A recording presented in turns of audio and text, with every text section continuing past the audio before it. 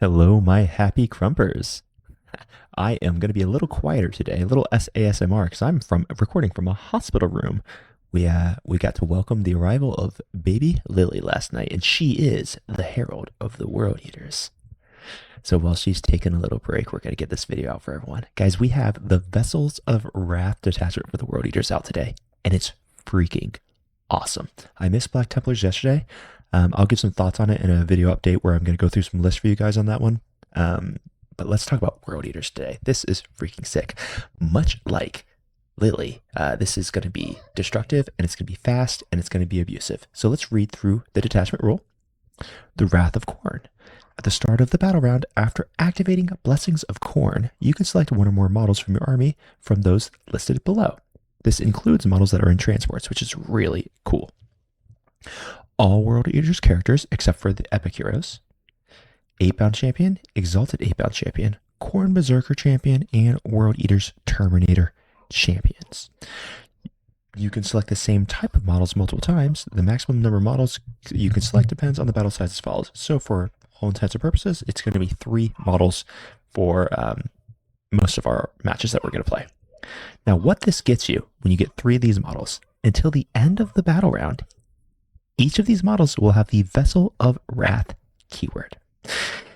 Then select one Blessing of Khorne that is not currently active for your army, and until the end of the battle round, these models get that Blessing of Khorne in addition to the others. This is amazing because it can pretty much guarantee that, say you put this on a Daemon Prince with wings, it can guarantee that you're always going to have advance in charge when you want advance in charge. This is really, really cool. Now let's read through some of these enhancements here. Arch Slaughterer for 25 points on any World Eaters model. You're going to improve the AP by 1 and the damage characteristic of 1 if the bearer is a Vessel of Wrath. This freaking rocks. I can see this being amazing on a variety of characters. Interestingly enough, I love this on that freaking Demon Prince. Like, suddenly a Demon Prince can become a little bit darn scary and potentially even useful. Like, could we even put this on a winged Demon Prince of Khorne? I really don't know, but I'm super interested to see how we can build this out. You put this on the winged, suddenly he goes up to damage 4 and AP 3 on his big strikes. That gets spicy. So I'm really interested to see the combinations that people are going to build out of this. You could also just do a turbocharged Master of Executions, of course. Other options like that definitely exist. Vox Diabolus. Each time the bearer's unit destroys an enemy unit with a melee attack, roll a d6, adding 1 if the bearer is a Vessel of Wrath, and on a 4-up, you gain CP. I mean, CP generation is always good. I'm not certain if this is the way that you want CP generation, but it's always useful to have some form of CP generation. Avenger's Crown for 15 points. World Eaters model only. If the bearer is destroyed by a melee attack and it has not fought this phase, roll a d6 on a 2-up. It fights on death. 15 points for a fight on death for World Eater characters. Honestly, not bad. I kind of like it. Then lastly, the Gateways to Glory for 10 points. 1 World Eater's Daemon Prince or World Eaters mounted. And guys, I can tell you this is going on Daemon Princes if you're a Daemon Prince enjoyer like I am. Each time the bearer makes a normal, advance, or charge move, it can move horizontally through models and terrain features. This is insanely strong. You never have to spend CP on it. It's just they basically count as infantry, which is sick. And it explicitly says that they can move within engagement range of enemy models as long as they don't end the engagement within engagement range. That is super, super, super powerful. Footprints list become viable now. There's so many interesting choices that we can actually build this on. All right, let's read some of these stratagems because I absolutely love this detachment. The first stratagem is going to be Aspire to Infamy. Aspire to Infamy was in the fight phase for 1 CP.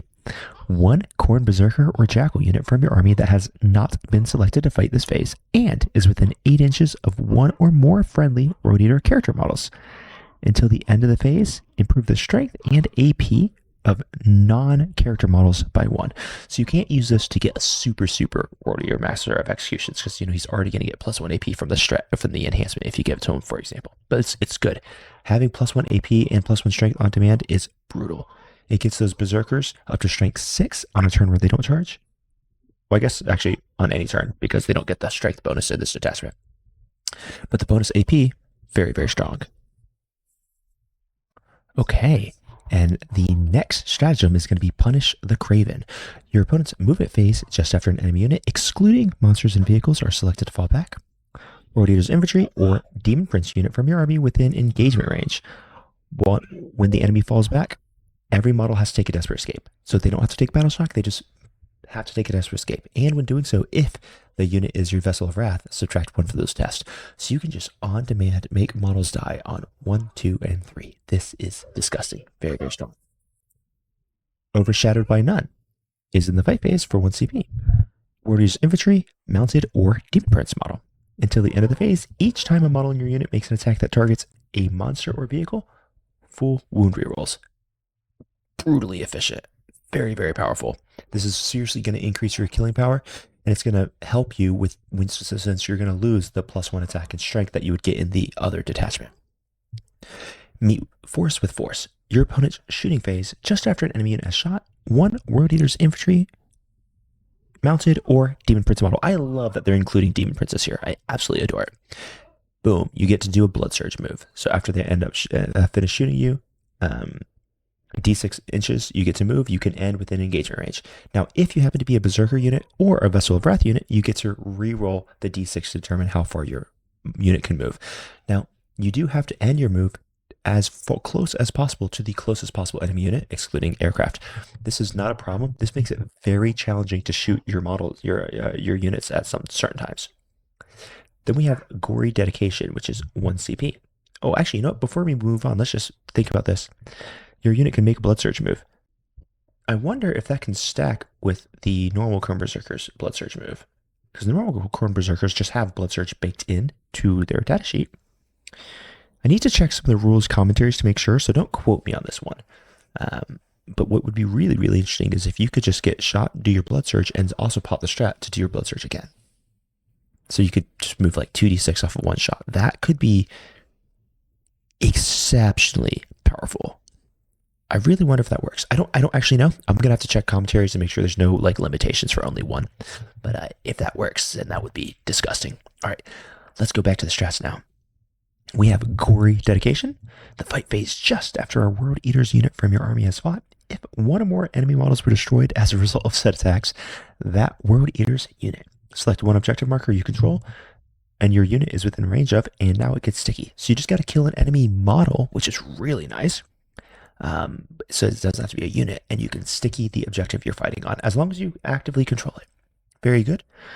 And then we have Brazen Contempt. Your opponent's shooting phase just after an enemy unit has selected its targets. 1 World Eater's unit from your army that's selected as target of 1 or more of the attacking unit's attacks. Basically, you get them. They're going to get -1 to be wounded if the attacker has higher strength than your toughness is. However, and this is really sick, if it's a Vessel of Wrath unit, you just get to subtract 1 from the wound roll. This army loves Demon Princes. It likes the Flying Demon Prince, and it really, really likes the Foot Prince as well.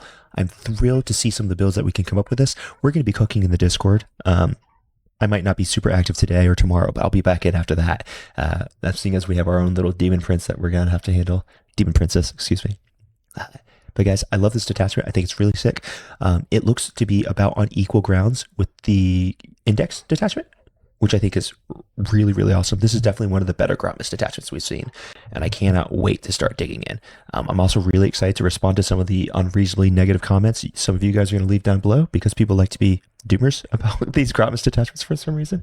But we'll fight in the comment section, and until next time, guys, happy Crump, and love you all. Merry, Merry Christmas. Bye-bye.